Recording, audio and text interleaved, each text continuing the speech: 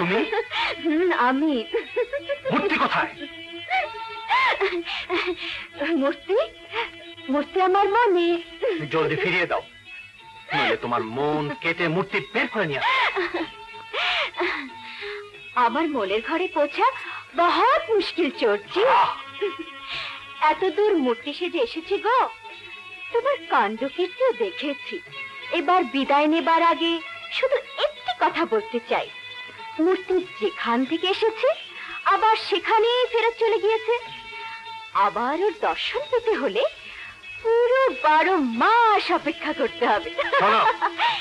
আবার কি? তুমি এভাবে মূর্তি লুকিয়ে ভালো করনি। তুমি মূর্তি নিয়ে ব্যস্ত আছো আর আমি আমাকে নিয়ে ব্যস্ত আছি। যতক্ষণ পর্যন্ত মূর্তির ঠিকানা না দেবে তুমি এখান থেকে যেতে পারবে না। আমার পথ আটকাই কি? আমি। মূর্তির বদলে তোমাকে আমার সাথে থাকতে হবে।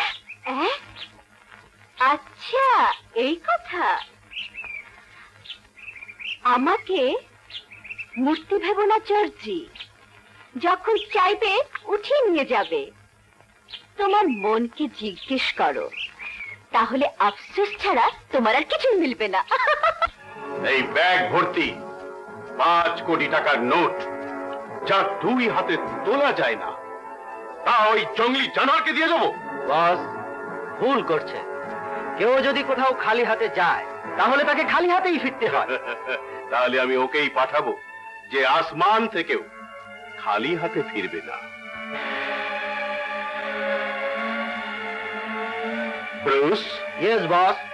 শুনেছি তোমার গুলির নিশানা নাকি কখনো ব্যর্থ হয় না। আমি হুকুম পেলেই গুলি চালাই। Very good. তোমাকে আর একটা গুলি চালাতে হবে, আর ওটা যেন ব্যর্থ না হয়। তাই হবে বস, কিন্তু আগে এটা বলুন আমি কোথায় গুলি চালাবো? ওই দেখো, সি স্কুটারে এদিকে যেন কে আসছে।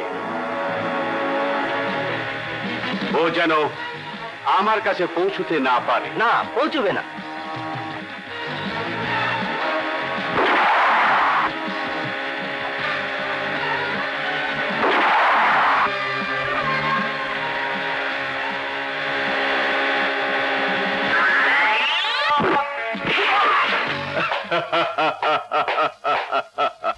ডেভিড, আমার এটাই দেখার ছিল যে তোমার রকি আর আমার বডিগার্ড কত বাহাদুর হয়েছে।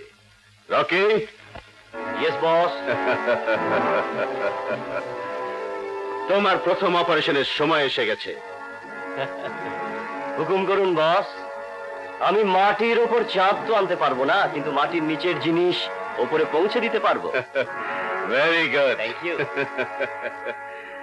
আপাতত তোমাকে ওই পূবের অঞ্চল থেকে দামি মূর্তি আনতে হবে, যা ওই 3 ডাকু আমাদের কাছে বেচার নাম করে চুরি করে নিয়ে গেছে। শোনা যায় ওর একটা রংবাজ পালছে। তোমাকে সেই রংবাজের লাশ, মূর্তি আর এই 5 কোটি টাকা সবকিছু ফেরত আনতে হবে। ও বস, এটা তো খুব ছোট্ট অপারেশন। ও দাই মা মূর্তি হইলে